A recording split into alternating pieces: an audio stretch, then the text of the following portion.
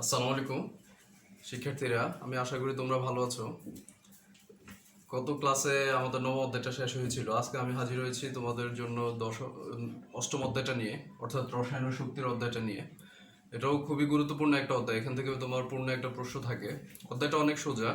বিজ্ঞানের যে বিষয়গুলো আছে এগুলোর ক্ষেত্রে আমি আবারও বলছি, তোমরা যত সহজভাবে নিবে ততই কিন্তু ভালো বুঝতে পারবে বা সহজে তুমি আয়ত্ত করতে পারবে।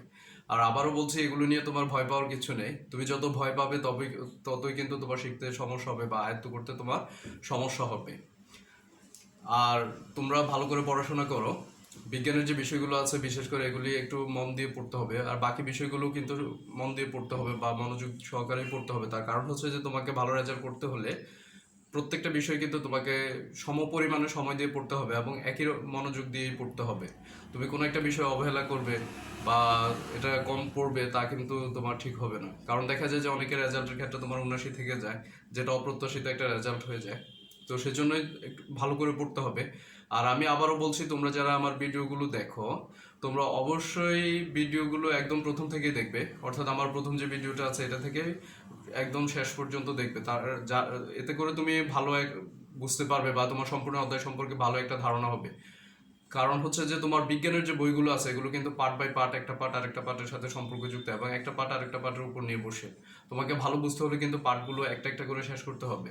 যার কারণে আমার যদিও লেকচারগুলো দীর্ঘায়িত হয়ে যায়, দীর্ঘায়িত হয় এই কারণ হচ্ছে যে আমি চেষ্টা করছি তোমাদেরকে একদম সহজ করে বোঝানোর জন্য। তো এই সহজ করে বোঝাতে গিয়ে দেখা যায় যে তোমার অনেক বিষয় সম্পর্কে বলতে হয়, অনেক তথ্য দিতে হয়, যার কারণে তোমার এগুলো একটু দীর্ঘায়িত হয়ে যায়। তোমাদের কাছে আমার একটা অনুরোধ থাকবে, সেটা হচ্ছে যে তোমরা মনোযোগ সহকারে দেখবে। তা এতে করে তোমার অনেকটাই উপকৃত হবে, তুমি অনেক কিছু তুমি জানতে পারবে। চলে আসো, আমরা অধ্যায়টা শুরু করে দিই। তুমি অবশ্যই বই খাতা এবং তোমার যে প্রয়োজনীয় কলমটা আছে এটা নিয়ে তুমি রেডি হয়ে যাও। আর তারপরে তুমি অধ্যায়টা দেখতে শুরু করো। তবে তার আগে অধ্যায়টা অবশ্যই তোমাকে ভালো করে রিডিং করতে হবে। হ্যাঁ, খেয়াল করো এবার রসায়ন ও শক্তি। শুরুতেই তোমার আমরা এখানে যে বিষয়টা সম্পর্কে জানবো সেটা হচ্ছে তোমার রাসায়নিক শক্তি সম্পর্কে জানবো। খেয়াল করবে, রাসায়নিক শক্তি। হ্যাঁ, এখানে যে পাঠটা আছে পাঠের মধ্যে যে বিষয়গুলো নিয়ে আলোচনা করা আছে সেগুলো হচ্ছে তোমার শুরুতে হচ্ছে রাসায়নিক শক্তির উৎস। অর্থাৎ আমরা এখানে তোমার যে শক্তিটা নিয়ে আলোচনা করবো এটার উৎসটা আসলে কি, অর্থাৎ রসায়নের সাথে এই শক্তির সম্পর্কটা কি। এখানে আমরা যে বিষয়গুলো দেখবো, এখানে কিন্তু বিজ্ঞানে আরো দুইটা বিষয় চলে আসবে। একটা তোমার হচ্ছে পদার্থ বিজ্ঞান চলে আসবে, আবার তোমার জীববিজ্ঞানও আসবে কিন্তু। অর্থাৎ বিজ্ঞানের বিষয়গুলো একটা আরেকটার সাথে সম্পর্কযুক্ত। আমরা পার্ট বাই পার্ট পড়ার মাধ্যমে এগুলো পেয়ে যাব। হ্যাঁ, চলে আসে এবার রাসায়নিক শক্তি, রাসায়নিক শক্তির উৎস। হ্যাঁ, খেয়াল করবে আসলে রাসায়নিক শক্তির উৎসটা কি। দেখো, তোমরা যখন দ্বিতীয় অধ্যায় পড়ে আসছো বা তৃতীয় অধ্যায় পড়ে আসছো, সেখানে তোমরা বিশেষভাবে পড়ে আসছো সেটা হচ্ছে যে তোমার প্রত্যেকটা উপাদানই তোমার পদার্থ দ্বারা গঠিত, আর পদার্থের অণু এবং পরমাণু সমন্বয় গঠিত। তাহলে এই যে আমরা অণু এবং পরমাণু নিয়ে কথাগুলো বলি, এই অণু পরমাণুগুলো আসলে তোমার গঠিত হয় কিভাবে? তাদের মাঝে একটা বন্ধন থাকে, যেটা তোমরা রাসায়নিক বন্ধন পঞ্চম অধ্যায় থেকে পড়ে আসছো। তো এই যে বন্ধনটা তৈরি হয়, এই বন্ধনটা আসলে তৈরি হয় কিভাবে? একটা পরমাণুর সাথে আরেকটা পরমাণুর মধ্যে তোমার একটা আকর্ষণ বল কাজ করে, আকর্ষণ বলের মাধ্যমেই কিন্তু তাদের মধ্যে বন্ধনটা তৈরি হয়ে থাকে। তাহলে এই যে তোমার আকর্ষণ বলটা কাজ করলো, এটাই হচ্ছে মূলত একটা শক্তি। এই শক্তিটাই হচ্ছে মূলত তোমার রাসায়নিক শক্তির উৎস। এটা তোমার বিভিন্নভাবে হতে পারে, যেমন তোমার বন্ধনটা ঘটিত হওয়ার ক্ষেত্রে হতে পারে, আবার যে আমরা বন্ধনটা ভেঙে দেই তার ক্ষেত্রে কিন্তু হতে পারে। তাহলে এটাই ছিল মূলত রাসায়নিক শক্তির একটা উৎস, অর্থাৎ অণু পরমাণু এরা যে তোমার যুক্ত হওয়ার মাধ্যমে যে যৌগগুলো গঠন করতে সক্ষম হয়ে থাকে, এর মাধ্যমে কিন্তু এখানে শক্তিটা উৎপন্ন হয়ে থাকে। তারপরে যে অংশটা নিয়ে আমি আলোচনা করবো সেটা হচ্ছে তোমার বন্ধন শক্তি। এটা খুবই একটা ইম্পর্টেন্ট অংশ, বন্ধন শক্তি। হ্যাঁ, একটু খেয়াল করো, আমি একটু আগে তোমাকে অণু এবং পরমাণু সম্পর্কে বলেছিলাম। এখানে আমরা আরো বিস্তারিত আলোচনা করব অণু এবং পরমাণুগুলো নিয়ে। এখানে বন্ধন শক্তির ক্ষেত্রে তোমার বইয়ের মধ্যে যে সংজ্ঞাটা দেওয়া আছে সেটা হচ্ছে যে দেখো, তোমার একটা পদার্থ গঠিত হওয়ার ক্ষেত্রে একটি পরমাণু আরেকটা পরমাণুর সাথে যুক্ত হওয়ার মাধ্যমে যে বন্ধনটা তৈরি হয়, বা এই যে একটা আকর্ষণ বল কাজ করে, আকর্ষণ বলের মাধ্যমে তারা একটা বন্ধনে আবদ্ধ হয়, সেটাকে মূলত বন্ধন শক্তি বলে। অর্থাৎ যৌগ গঠনকালে পরমাণু সমূহ আকর্ষণের মাধ্যমে যে বন্ধন তৈরি করে সেটাকে মূলত বন্ধন শক্তি বলে, আর এই আকর্ষণ শক্তিটাকে মূলত বন্ধন শক্তি বলা হয়ে থাকে। হ্যাঁ, এখন তুমি একটু খেয়াল করো, ধরো আমি যদি এখানে বেশ কয়েক ধরনের যৌগ লিখি, যেমন ধরো তোমাকে এখানে আমি যদি লিখে দেই NaCl, সোডিয়াম ক্লোরাইড, বা ধরো তোমার এখানে আমি কার্বন ডাইঅক্সাইড লিখলাম, অথবা ধরো তোমার এখানে পানি লিখলাম। হ্যাঁ, তুমি হয়তো বা এই উদাহরণগুলোকে অনেক সহজ মনে করতে পারো, বা এগুলো দেখতে দেখতে হয়তো বা তুমি বিরক্ত হয়ে গেছো। তবে বিরক্ত হওয়ার কিছু নাই, এই উদাহরণগুলো তোমার বরাবরই তোমার সামনে চলে আসে। তার কারণ হচ্ছে যে এই উদাহরণগুলো তুমি একটু খেয়াল করলেই দেখতে পাবে আসলে তোমার এদের মধ্যে রসায়নের অনেক বৈশিষ্ট্য নির্ভর। যার কারণে তোমার এই উদাহরণগুলোই বারবার তোমাকে দেখতে হচ্ছে। আর একই রকম উদাহরণ যখন তুমি দেখবে তখন তোমার খুব সহজে আয়ত্ত করতে পারবে। এছাড়া তুমি এর মাধ্যমে অন্য কোনো রাসায়নিক উপাদানকে তার অবস্থানে দিতে পারবে, যার কারণে তুমি একই রকম উদাহরণগুলো বারবার দেখলে তোমার এটা মাথায় চলে আসবে এবং তুমি অন্য কোনো রাসায়নিক উপাদানকে উদাহরণ হিসেবে ব্যবহার করতে পারবে। চলে আসো এবার তুমি সোডিয়াম ক্লোরাইডটা দেখা মাত্রই আমরা যদি একটু পঞ্চম অধ্যায়ে ফিরে যাই রাসায়নিক বন্ধনের মধ্যে, তাহলে তুমি অবশ্যই বলবে তার মাঝে যে বন্ধনটা আছে সেটা হচ্ছে তোমার আয়নিক বন্ধন। এখানে তুমি যেটা দেখতে পাচ্ছ বাকি যে দুইটা রাসায়নিক উপাদান আছে এদের মধ্যে তুমি খুব সহজে বলে দিতে পারছো যে সহযোজী বন্ধন। আচ্ছা, এখন তুমি একটু খেয়াল করো এটা আয়নিক বন্ধন তুমি বললে কিভাবে, এগুলো আয়নে পরিণত হয়, সোডিয়াম এবং ক্লোরাইড আয়নে পরিণত হয়, যার কারণে তুমি বলে আয়নিক বন্ধন। এখানে বাকি যে দুইটা রাসায়নিক উপাদান দেখতে পাচ্ছ তারা একে অপরের সাথে কিন্তু ইলেকট্রনটাকে শেয়ার করে নেয়, ইলেকট্রন শেয়ার করার কারণে তুমি তাদেরকে বলো যে সমযোজী বন্ধন। তাহলে এটা হচ্ছে আয়নিক যৌগ, এর হচ্ছে তোমার সমযোজী যৌগ। এখানে যে উপাদানগুলো আছে রাসায়নিক তারা প্রত্যেকের মাঝে কিন্তু একটা আকর্ষণ বল কার্যকর আছে, আর এই আকর্ষণ বল কার্যকরের কারণেই কিন্তু তারা বন্ধন গঠন করে থাকে। এবং এই যে বন্ধনটা তৈরি করলো এবং যে আকর্ষণ বলটা কাজ করলো সেটাকে বলা হয় মূলত বন্ধন শক্তি। এখানে প্রত্যেকটা রাসায়নিক উপাদানের মধ্যে কিন্তু একটা নির্দিষ্ট পরিমাণ বন্ধন শক্তি আছে। হ্যাঁ, এখন তুমি একটু খেয়াল করো এই যে পানির অণুটা তুমি দেখতে পাচ্ছ, এখানে ধরো আমরা যদি একটু পানি নেই, পানির মধ্যে যে একটা মাত্র পানির অণু থাকে তা কিন্তু না, এখানে অসংখ্য পানির অণু থাকে। একটা পানির অণুর সাথে তোমার বাকি যে পানির অণুগুলো আছে এই বাকি পানির অণুগুলো কিন্তু একে অপরের সাথে যুক্ত অবস্থায় থাকে। বা ধরো তুমি অন্য কোনো রাসায়নিক উপাদানের কথা বলো, প্রত্যেকটার মধ্যে কিন্তু তোমার একটা আকর্ষণ বল কাজ করছে, আর সেই আকর্ষণ বলটাকে আমরা মূলত বলে থাকি বন্ধন শক্তি, যেটা তুমি সামনের দিকে বুঝতে পারবে আসলে এই বন্ধন শক্তিটা মূলত কি। হ্যাঁ, চলে আসার পর আমরা এখন যে জিনিসটা নিয়ে আলোচনা করবো সেটা হচ্ছে আন্তঃআণবিক শক্তি। আচ্ছা, আন্তঃআণবিক শক্তিটাকে একটু খেয়াল করো। তোমাদের সাথে আমার অনেকগুলো কথা বলার ইচ্ছা থাকে কিন্তু আসলে তোমার সময়ের কারণে কথা বলা হয়ে ওঠে না, আস্তে আস্তে বলবো কথাগুলো, অনেক গুরুত্বপূর্ণ কথা হচ্ছে তোমাদের সাথে। হ্যাঁ, একটু খেয়াল করবে আন্তঃআণবিক শক্তি। আচ্ছা, এখানে তুমি বললে বিভিন্ন রাসায়নিক উপাদানের উদাহরণ দিলে, বা তোমার বইতে যে বিষয়টা নিয়ে বলা আছে সেটা হচ্ছে যে এখানে আসলে মূলত তোমার পরমাণু নিয়ে বলা ছিল বন্ধন শক্তির ক্ষেত্রে, আন্তঃআণবিক শক্তির ক্ষেত্রে কিন্তু তোমার বলা আছে অণু নিয়ে। এই যে শব্দটা তুমি দেখতে পাচ্ছ, যেমন এখানে আমি যে উদাহরণটা ব্যবহার করতে পারি, পানির উদাহরণটা ব্যবহার করতে পারি। ধরো তোমাকে এখানে পানির উদাহরণ H2O লিখে দিলাম।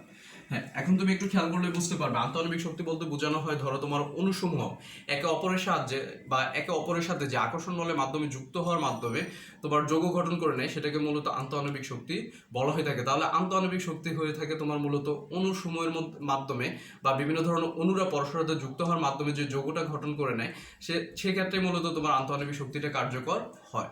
হ্যাঁ, এখন তুমি একটু খেয়াল করো, আবারও কিন্তু আমাকে উদাহরণগুলো নিয়ে আসতে হচ্ছে, যেমন তোমাকে এখানে আবারও সোডিয়াম ক্লোরাইডটা লিখে দিতে হচ্ছে।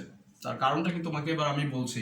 ধরো আমরা যখন এই সোডিয়াম ক্লোরাইড নামক রাসায়নিক উপাদানটিকে অর্থাৎ আয়নিক যে যৌগটি আছে এই যৌগটিকে যখন আমরা পানিতে দ্রবীভূত করি তখন সে শুরুতে তোমার জলীয় দ্রবণ তৈরি করে নেয়, তার অ্যাকুয়াসের যে দ্রবণটা তৈরি হয় জলীয় দ্রবণটাকে সে শুরুতে তৈরি করে নেয়, তারপর সে বিয়োজিত হয়। বিয়োজিত হওয়ার মাধ্যমে ধরো তোমাকে এখানে আমি দেখাই, এখানে যদি আমি পানিটাকে যোগ করে দেই, একবারে লিখে দিচ্ছি কথাটা কিন্তু মুখে বলে দিলাম, সে তার জলীয় দ্রবণটা তৈরি করে নিল এবং সে বিয়োজিত হয়ে এখানে তোমার সোডিয়াম আয়ন এবং ক্লোরাইড আয়নে পরিণত হলো। এখন তোমার খেয়াল করো এই যে সোডিয়াম আয়ন এবং ক্লোরাইড আয়নে পরিণত হলো, এখানে কি একটা সোডিয়াম একটা ক্লোরাইড আয়ন আছে?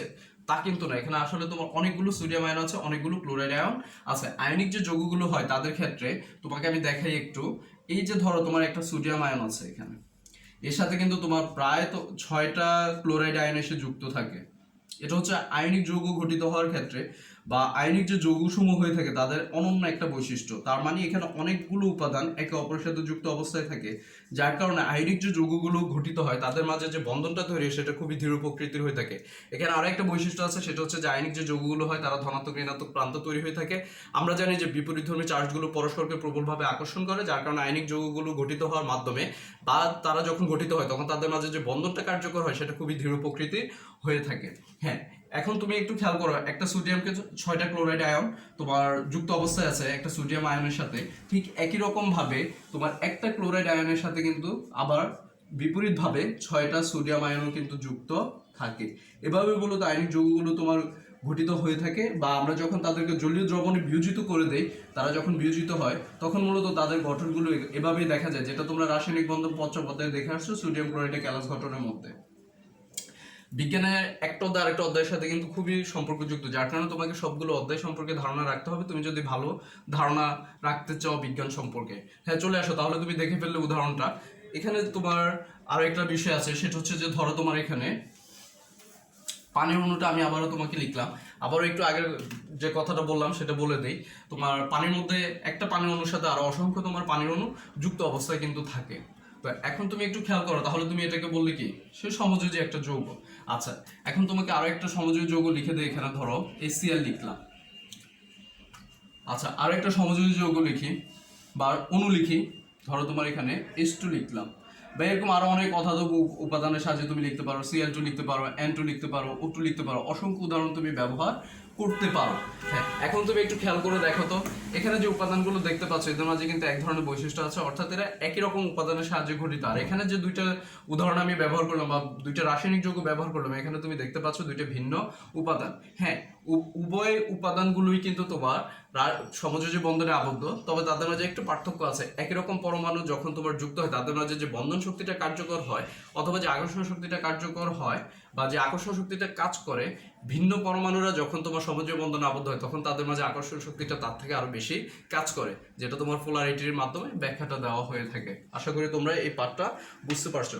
হ্যাঁ, চলে আসো, তারপর আমরা এখন যে অংশটা নিয়ে আলোচনা করব সেটা হচ্ছে যে, একটু খেয়াল করবে সবাই ভালো করে, এটা হচ্ছে তোমার যে পার্টটা আছে সেটা হচ্ছে রাসায়নিক শক্তির রূপান্তর। তুমি কিন্তু একটু আগে রাসায়নিক শক্তির উৎসগুলো সম্পর্কে জেনে আসছো, এখন তুমি জানবে এই শক্তিগুলো রূপান্তরিত হয় কিভাবে।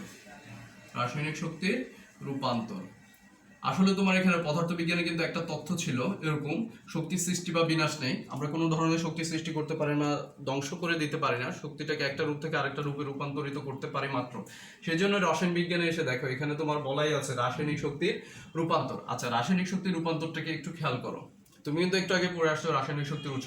হ্যাঁ, রাসায়নিক শক্তির রূপান্তর হচ্ছে যে আমরা যে এই যে রাসায়নিক উপাদানগুলো ব্যবহার করি বা তাদের সাহায্যে যে শক্তিগুলো উৎপন্ন হয়ে থাকে, এই শক্তিগুলো আসলে তোমার বিভিন্ন রাসায়নিক বিক্রিয়ার মাধ্যমে তারা কিন্তু একটা রূপ থেকে আরেকটা রূপে রূপান্তরিত হয়। এই যে রূপান্তরিত হওয়া, এই রূপান্তরিত হওয়ার মাধ্যমেই কিন্তু তাদের মাঝে যে শক্তিটা আছে সেই শক্তিটা হয়তো বা তারা কখনো উদ্গীরণ করে দেয় অথবা কখনো তারা বাইরের পরিবেশ থেকে শক্তিটাকে শোষণ করে নেয়। এভাবে মূলত তাদের মাঝে পরিবর্তনটা সংঘটিত হয়ে থাকে।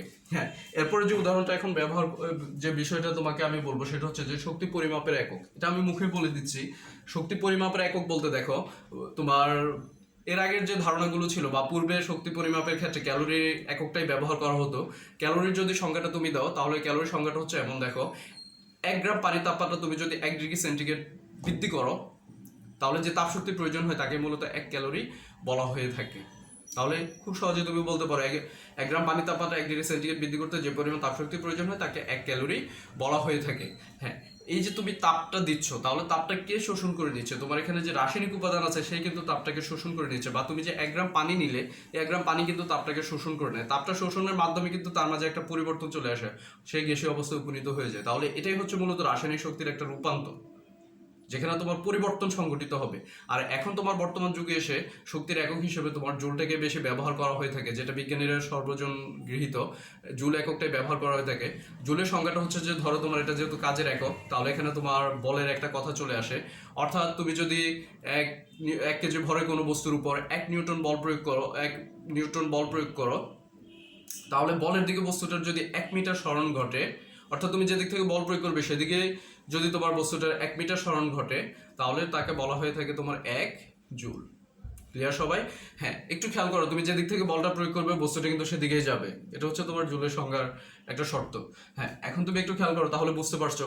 এখানে আমরা একটা সম্পর্ক ব্যবহার করি, সেটা হচ্ছে যে ধরো তোমার এখানে আমরা লিখি 1 ক্যালোরি ইকুয়াল 4.18 জুল, অর্থাৎ 1 ক্যালোরি শক্তি এবং 4.18 জুল উভয়ই কিন্তু সমান। বুঝতে পারছো? হ্যাঁ, এবার চলে আসো, আমরা এখন যে গুরুত্বপূর্ণ একটা পার্ট দেখবো সেটা হচ্ছে যে খুবই গুরুত্বপূর্ণ একটা পার্ট, সেটা হচ্ছে তোমার রাসায়নিক শক্তির অর্থাৎ তোমার তাপের পরিবর্তনের ভিত্তিতে রাসায়নিক বিক্রিয়ার শ্রেণী বিভাগ। এটা খুবই গুরুত্বপূর্ণ। দেখো লিখছি আমি, তাপের পরিবর্তনের ভিত্তিতে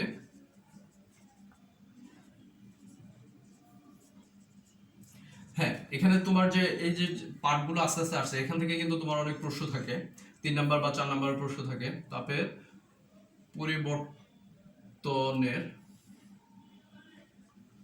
পরিবর্তনের ভিত্তিতে রাসায়নিক বিক্রিয়ার শ্রেণী বিভাগ।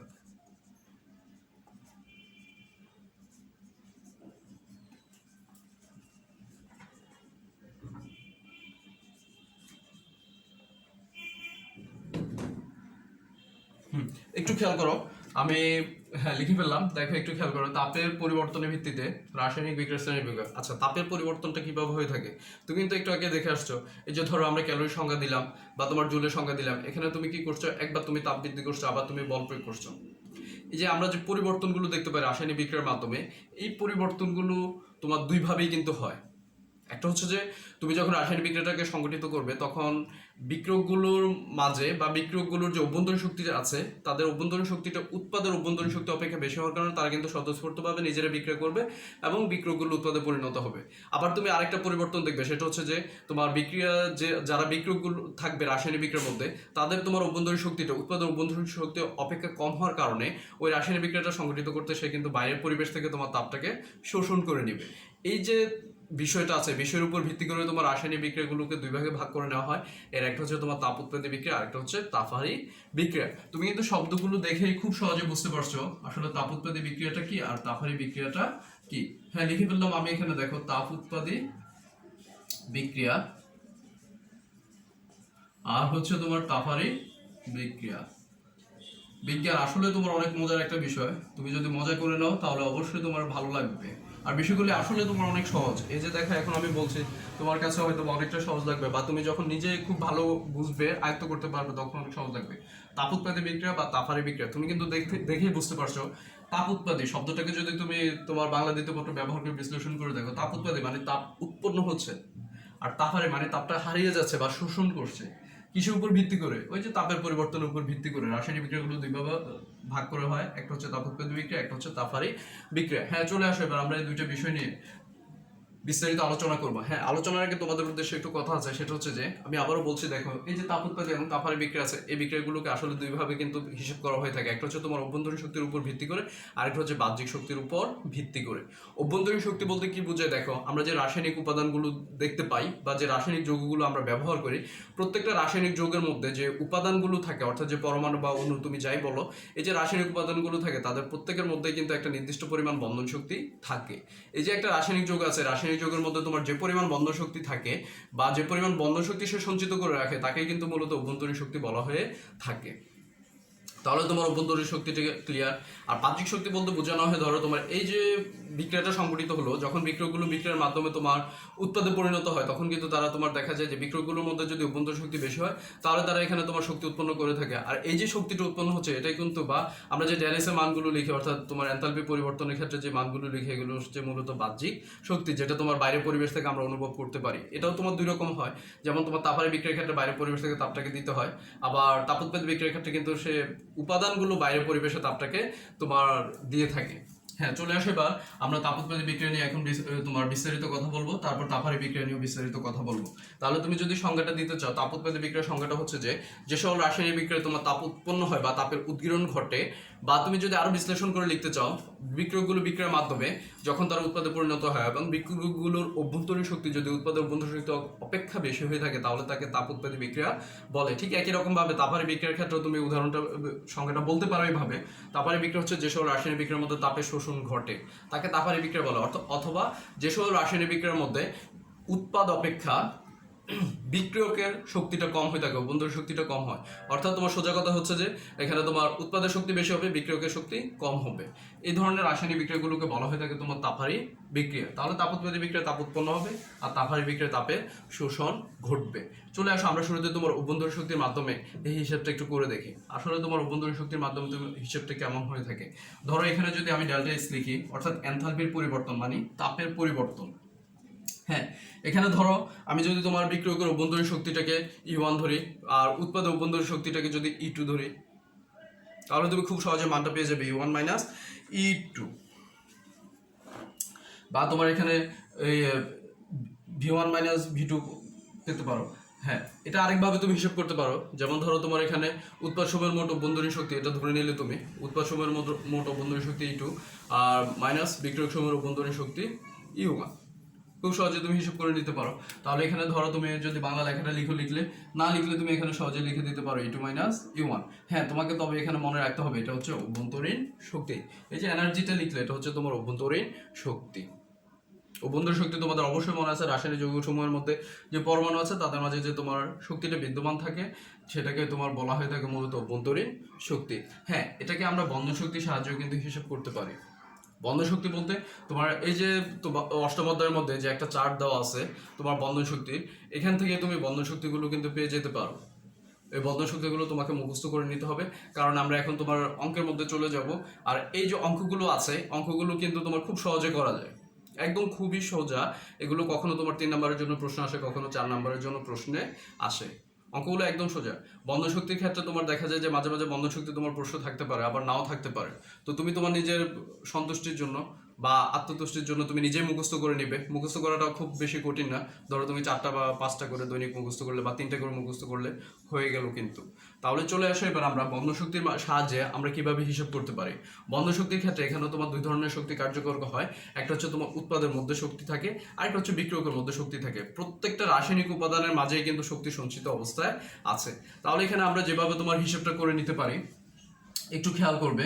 তোমার এখানে বিক্রিয়ক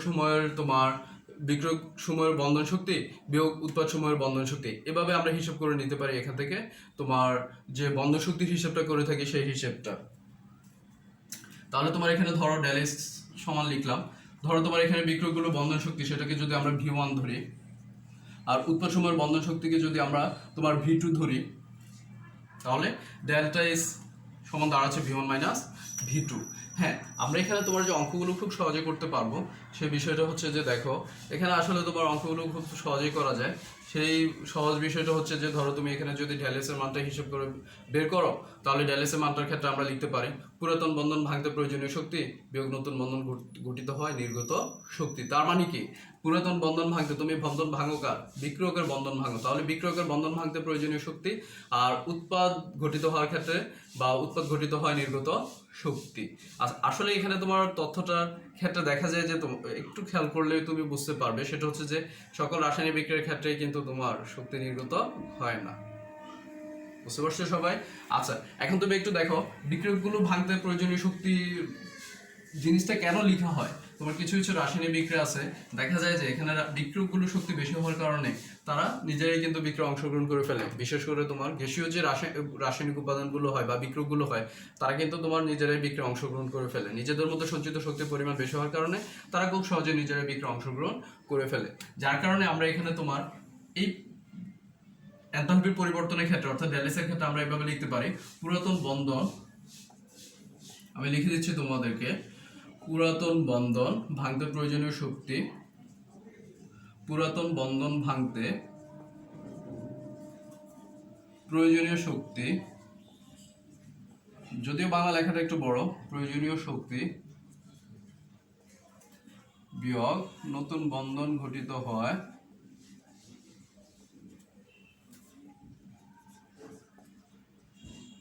নির্গত শক্তি।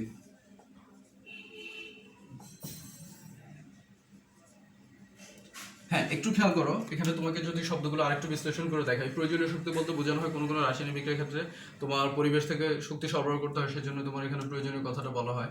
আর কিছু কিছু রাসায়নিক বিক্রিয়ার ক্ষেত্রে তুমি অবশ্যই জানো উৎপাদটা ঘটিত হওয়ার পর আরো কিছু শক্তি থেকে যায়, সেই শক্তিটাকে তারা বা ওই সকল রাসায়নিক বিক্রিয়া নির্গত করে দিয়ে থাকে। তাহলে কিছু রাসায়নিক বিক্রিয়া সংগঠিত করতে বাইরের পরিবেশ থেকে তাপ সরবরাহ করতে হয়, আবার কিছু কিছু রাসায়নিক বিক্রিয়া নিজে থেকে সংগঠিত হয়ে থাকে, তাকে বাইরের পরিবেশ থেকে তাপ সরবরাহ করতে হয় না, এবং সে কিন্তু উল্টা পরিবেশের মধ্যে শক্তিটাকে উৎপন্ন করে দেয়। তাহলে এই ছিল আমাদের সূত্রটা।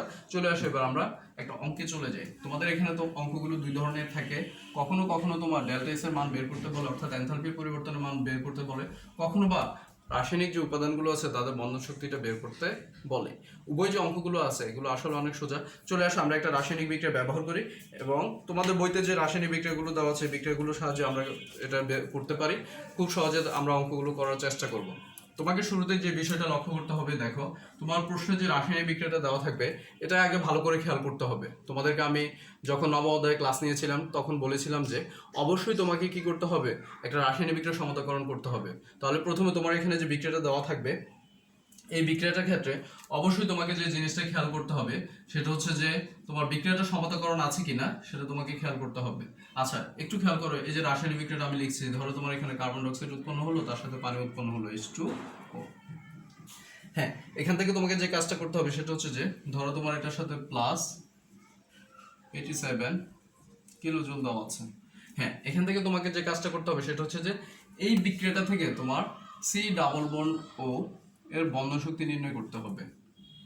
অর্থাৎ কার্বন বন্ধন অক্সিজেনের বন্ধন শক্তিটা তোমাকে বের করতে হবে। একটা বিষয় খেয়াল রাখবে, তোমাকে যখন এভাবে বন্ধন শক্তি বের করতে বলবে তখন সেখানে কিন্তু এভাবে ডেলএসএন বা ডেল্টা এস এর মানটা দেওয়া থাকবে। হ্যাঁ, প্রথম কাজ হচ্ছে তোমার রাসায়নিক বিক্রিয়াটা দেখবে, ভালো করে লিখবে তোমার খাতায়। তারপর তুমি এটা সমতাকরণ আছে কিনা সেটা তোমাকে একটু খেয়াল করতে হবে। এই বিক্রিয়াটা কিন্তু সমতাকরণ করে দেওয়া নেই। মাঝে মাঝে তোমার প্রশ্নের মধ্যে বিক্রিয়াগুলো সমতাকরণ থাকে, মাঝে মাঝে থাকে না। তবে তোমাকে অবশ্যই সমতাকরণ করে নিতে হবে, এটা হচ্ছে প্রথম কাজ। আসলে এবার আমরা সমতাকরণ করে নিই। এখানে কার্বন আছে দুইটা, কিন্তু এখানে একটা, তার মানে এটার সামনে তোমাকে 2 দিতে হবে। হাইড্রোজেন 4টা, এখানে তোমার 2টা, এখানে 2 দাও, তাহলে টোটালি অক্সিজেন দেখো 6টা হয়ে গেল। তাহলে এখানে 3 দাও। সমতাকরণের পরের কাজটা হচ্ছে যে তোমাকে অবশ্যই এই রাসায়নিক বিক্রিয়াগুলো গাঠনিক সংকেত লিখে নিতে হবে। তুমি গাঠনিক সংকেত লিখলে তোমার এই অঙ্কগুলোর ক্ষেত্রে 50 ভাগ কাজ কিন্তু শেষ হয়ে যায়। চলে আসো এবার আমরা গাঠনিক সংকেতটা লিখি। গাঠনিক সংকেত লেখা খুবই সোজা, যেটা তোমরা পঞ্চম অধ্যায়ে দেখে আসছো, অথবা আমি যখন নিব তখন তোমাদেরকে দেখাবো। তুমি আগে কার্বন সংখ্যাটা লিখবে। এখানে কার্বন হচ্ছে তোমার 2টা। কার্বন কার্বন অবশ্যই তোমার একক বন্ধনে আবদ্ধ হয়ে থাকে। বাকি যে কয়টা হাইড্রোজেন আছে দেখো তো, তুমি একটু খেয়াল করো। এখানে 2টা হাইড্রোজেন আছে, তাহলে আমি লিখলাম 2টা হাইড্রোজেন লিখলাম। এখানে তোমার 2টা হাইড্রোজেন লিখলাম, টোটাল যে 4টা হাইড্রোজেন ছিল। তাহলে তোমার এখানে দেখা যায় কার্বনের আরো একটা যোজ্যতা কিন্তু বাকি আছে, তাহলে এখানে কার্বন কার্বন দ্বিবন্ধন। হ্যাঁ, এরপর চলে আসো, এখানে তোমার অক্সিজেন ইন্টু দো, এখানে তোমার 2টা অক্সিজেন আছে, তাহলে অক্সিজেন অক্সিজেন দ্বিবন্ধন হয়ে থাকে।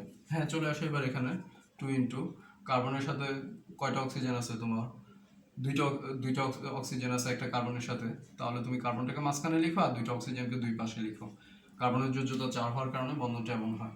হ্যাঁ, তারপর একটু খেয়াল করবে, এখানে তোমার এটা কিন্তু তোমার একটু চেঞ্জ হয়, এটার বন্ধন প্রকৃতিটা ভিক্টোরিয়া ভি আকৃতির হয়ে যায়। ভি আকৃতির কেন হয় এটা পঞ্চম অধ্যায়ে আলোচনা করা আছে। তারপর তুমি এখানে ধরো প্লাস এটা যেটা দেওয়া আছে এই তাপটা লিখতে পারো, বা না লিখলেও হবে, তুমি সূত্রের মধ্যে গিয়ে বসিয়ে দিলেই তোমার কিন্তু চলবে। হ্যাঁ, এবার তুমি একটু দেখো, এখানে এভাবে ঘাটনি সংকেত লিখার পর দ্বিতীয় কাজটা হচ্ছে যে তোমার এখানে আসলে কয়টা বন্ধন ভাঙলো আর নতুন কয়টা বন্ধন ঘটিত হলো এটা হিসেব করা। তোমাদের ক্ষেত্রে অনেককেই দেখলাম যে তোমরা কি করো, টোটালি সবগুলি বন্ধন হিসেব করে ফেলো। আমার কাছে এটা অনেকটাই তোমার অন্যরকম মনে হয়, প্যাচ লেগে যায় মাঝে মাঝে, কারণ এখানে মানগুলো অনেক বড় বড় চলে আসে। তোমাদের উদ্দেশ্যে আমার কথাটা হচ্ছে যে তুমি যখন গাঠনিক সংকেত লিখবে তখন কিন্তু তুমি বুঝতে পারছো এখানে কয়টা বন্ধন ভাঙলো, কয়টা বন্ধন ঘটিত হলো, এটা কিন্তু তুমি এখন সহজে নির্ণয় করতে পারছো। তাহলে তোমার তো সহজ হয়ে গেল, কয়টা বন্ধন ভাঙলো কয়টা বন্ধন গড়লো এটা হিসেব করে বলে ফেলবা, তাহলে তোমার অঙ্কটা হয়ে গেল। সবগুলো বন্ধন তো এখানে হিসেব করার দরকার নেই, তুমি আস্তে আস্তে এভাবে শেখা শুরু করে দাও, অঙ্কটা অনেকটাই ছোট হয়ে যাবে তাহলে। হ্যাঁ, একটু দেখো, আমরা এখানে দেখাই, তোমার এখানে কার্বন কার্বন ছিল 2টা, কিন্তু এখানে কার্বন আছে একটা, তার মানে কার্বনের মধ্যে যে বন্ধনটা ছিল সেটা ভেঙে গেছে। কার্বনের সাথে যুক্ত হাইড্রোজেন, এই বন্ধন ছিল কয়টা তোমার, এখানে 4টা হাইড্রোজেন যুক্ত ছিল কার্বনের সাথে, কিন্তু এখানে কার্বনের সাথে একটাও হাইড্রোজেন নেই, তার মানে এই বন্ধনগুলো ভেঙে গেছে। আর এখানে তোমার অক্সিজেন অক্সিজেন বন্ধন ছিল, এখানে অক্সিজেন অক্সিজেন কোনো বন্ধনই নাই, দ্বিবন্ধন নাই, তাহলে অক্সিজেন অক্সিজেন বন্ধন ভাঙছে। তাহলে এই পাঁচটা হচ্ছে ভাঙা আর এই পাঁচটা হচ্ছে গড়া। তাহলে এখানে তোমার নতুন কি ঘটছে, কার্বন অক্সিজেন বন্ধনগুলো ঘটিত হয়েছে, অক্সিজেনের সাথে হাইড্রোজেন বন্ধনগুলো ঘটিত হয়েছে। তাহলে এবার তুমি এখানে হিসেব করে বাংলা লিখে দিবে। আমি মুখে বলে দিচ্ছি, তোমরা অবশ্যই খাতার মধ্যে লিখে দিবে, কারণ এটা 3 নম্বরের প্রশ্ন। তোমরা অনেকেই কি করো, বাংলা লেখাগুলো না লিখে একদম শর্টকাট লিখে ফেলো। এই ওভারগুলো পরিত্যাগ করতে হবে, কারণ 3 নম্বর কিন্তু এত সোজা না। যারা 79 পায় তারাই বুঝতে পারে 1 নম্বর মর্যাদা কতটুকু। হ্যাঁ, একটু খেয়াল করবে, একটু সেন্সিটিভলি পড়াশোনা করবে, কারণ পড়াশোনাটা তো তোমার নিজেরই, এটা অবহেলা করলে তো হবে না। দেখো, এবার তোমাকে বন্ধনগুলো হিসেব করে দেখাই। এখানে তোমার ভাঙছে কি, কার্বন কার্বন বন্ধন ভাঙছে। আচ্ছা, কয় মোল ভাঙছে, কার্বন কার্বন বন্ধন ভাঙছে 2 মোল। বা তুমি এখানে নতুন তোমাদের বইয়ের মধ্যে কিন্তু দেওয়া আছে, এটা সরাসরি লিখে দিতে পারো, 1 মোল লিখে দিতে পারো। এখানে কার্বন কার্বন একক বন্ধন শক্তি দেওয়া আছে বা দ্বিবন্ধনের শক্তিও দেওয়া আছে। আবার তুমি একটু খেয়াল করো, কার্বন হাইড্রোজেন বন্ধন কয় মোল ভাঙছে। হাইড্রোজেন কিন্তু তোমার একক বন্ধন তৈরি করতে পারে, যার কারণে হাইড্রোজেনের হিসেব হবে 1 2 3 4, তাহলে কার্বন হাইড্রোজেন বন্ধন ভাঙছে তোমার 4 মোল। আর এখানে অক্সিজেন বন্ধন ভাঙছে কয় মোল, এই অক্সিজেন দ্বিবন্ধন তৈরি করে, তো দ্বিবন্ধন তৈরি করলে এখানে 1 মোল, কিন্তু তার সামনে কিন্তু 3 আছে। সামনের যে সংখ্যাটা থাকে, রাসায়নিক যে উপাদানগুলো আমরা লিখি এগুলোর ক্ষেত্রে কিন্তু তোমার এখানে কি লেখা হয়, যে সংখ্যাটা লেখা হয় বা সমতাকরণের ক্ষেত্রে তুমি যাই ব্যবহার করো ওইটা অত মোল ধরা হয়। যেমন এটা 3 মোল, তাহলে এখানে 1 ছিল, 3 3, তাহলে 3 মোল অক্সিজেন অক্সিজেন বন্ধন ভাঙছে। এবার এই পাশে আসো, 1 মোল 1 মোল, তাহলে 2 মোল কার্বন অক্সিজেন বন্ধন নতুন গঠিত হয়েছে। সামনে কিন্তু আবার 2 আছে, তাহলে 2 দিয়ে 2কে গুণ করো 4 মোল, তাহলে 4 মোল কার্বন অক্সিজেন বন্ধন নতুন গঠিত হয়েছে। হ্যাঁ, এবার এখানে আসো তোমার অক্সিজেন হাইড্রোজেন বন্ধন কয় মোল দেখো তো। এখানে যেহেতু হাইড্রোজেন একক বন্ধন তৈরি করে, তুমি যে বিষয়টা খেয়াল করবে সেটা হচ্ছে যে তোমার ছোট যে পরমাণুটা আছে, অর্থাৎ যে কম বন্ধন তৈরি করতে পারে, তার বন্ধন শক্তিটি হিসেবে 1 মোল 1 মোল 2 মোল, আর সামনে 2 আছে, তাহলে টোটালি 4 মোল। তাহলে এখানে 4 মোল অক্সিজেন হাইড্রোজেন বন্ধন গঠিত হয়েছে। বিষয়টা কিন্তু অনেক সহজ হয়ে গেছে তোমার জন্য। তুমি এখান থেকে কার্বন অক্সিজেনের বন্ধনটা বের করবে। তো এখানে তুমি কি লিখবে বলো তো? এই রাসায়নিক বিক্রিয়ায় কার্বন কার্বন বন্ধন আর কার্বন হাইড্রোজেন বন্ধন, কার্বন কার্বন 1 মোল আর কার্বন হাইড্রোজেন 4 মোল বন্ধন ভাঙছে, অক্সিজেন অক্সিজেন 3 মোল বন্ধন ভাঙছে। অপরদিকে 4 মোল কার্বন অক্সিজেন বন্ধন এবং 4 মোল অক্সিজেন হাইড্রোজেন বন্ধন নতুন নতুন গঠিত হয়েছে। তাহলে তোমার এখানে এই পাশের বিক্রিয়কের বন্ধনগুলো ভাঙতে প্রয়োজনীয় শক্তি দিয়ে মান বের করবে, উৎপাদের বন্ধনগুলো গঠিত হয় নির্গত শক্তি দিয়ে মান বের করবে। তাহলে দুইটা মান তোমার চলে আসলো। আর এখানে তোমার ওই যে ডেলের সমান যখন সূত্রটা ব্যবহার করবে, তখন সেখানে তোমার এই মানটা ব্যবহার করতে হবে। ডেলেসের ক্ষেত্রে কি করতে হবে? এই মানটা তোমাকে ব্যবহার করতে হবে। এই মানটা বসাবে ডেলেসের জায়গায়, আর এটা থেকে এটাকে বাদ দিয়ে দিবে।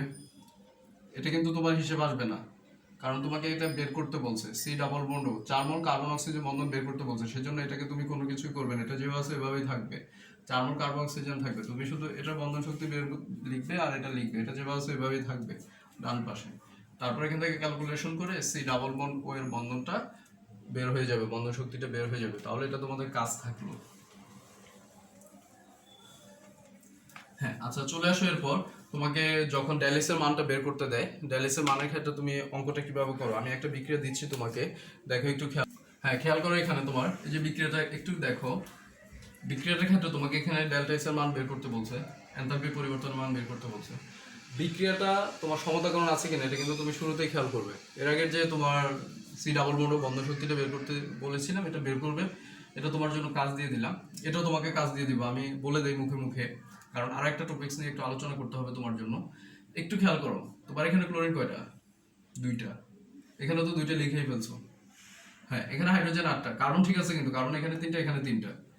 হাইড্রোজেন এখানে 8টা, এখানে 6টা, তাহলে আর 2টা কম আছে, এখানে 2 দাও। এবার দেখো টোটালি ক্লোরিন 4টা হয়ে গেছে, এখানে 2 দাও, সমতাকরণ হয়ে গেল। হ্যাঁ, সমতাকরণের পরে দ্বিতীয় কাজটা কি ছিল? গাঠনিক সংকেত লেখা। এটার গাঠনিক সংকেত কিন্তু খুবই সোজা, তোমরা কিন্তু এই বিক্রিয়াগুলো দেখে মোট